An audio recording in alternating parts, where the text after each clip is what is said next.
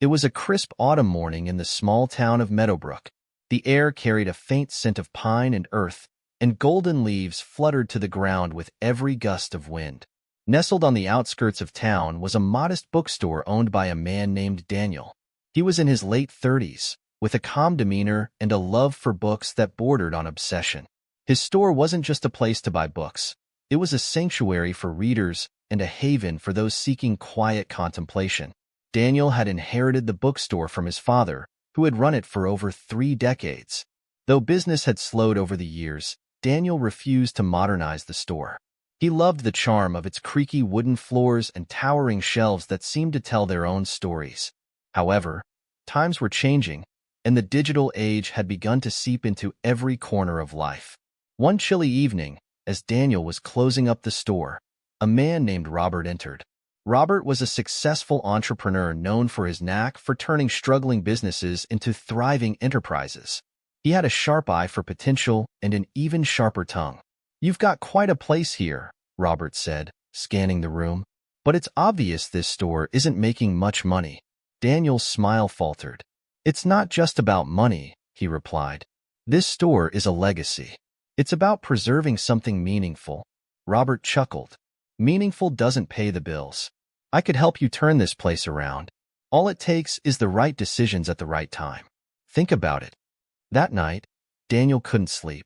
Robert's words echoed in his mind. The bookstore was barely staying afloat, and he knew he couldn't sustain it much longer.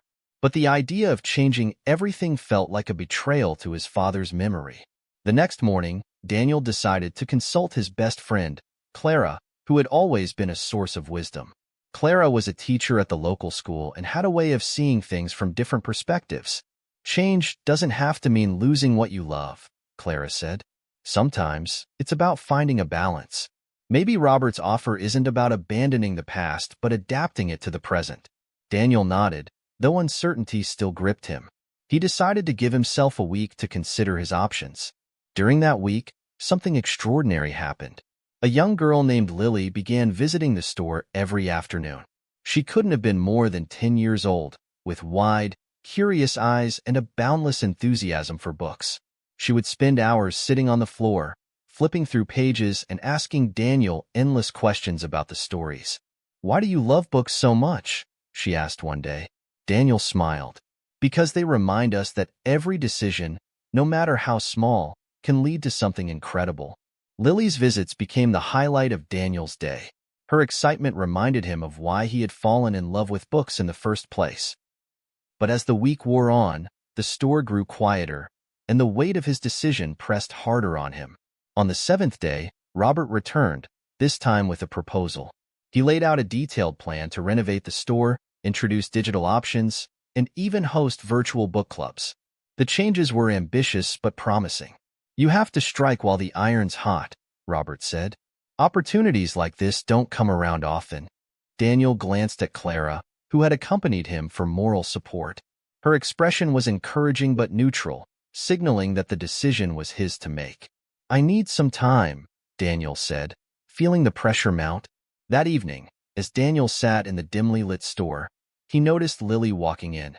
She carried a small notebook and handed it to him with a shy smile.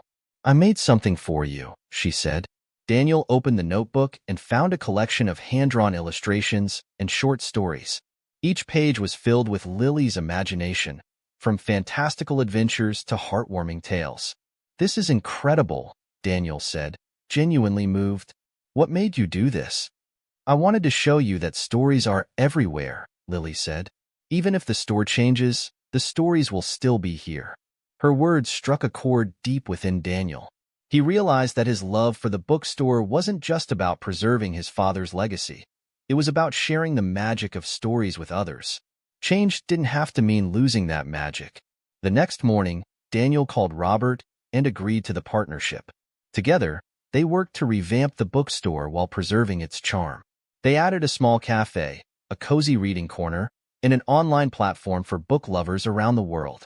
Lily's notebook became the store's mascot, with her illustrations displayed on the walls and her stories published in a special collection. The store quickly became a hub for the community, blending the warmth of tradition with the innovation of the modern age. Daniel's decision to embrace change at the right moment not only saved the bookstore, but transformed it into something greater than he had ever imagined. It became a place where the past and present coexisted, proving that the right decision at the right time could truly change everything.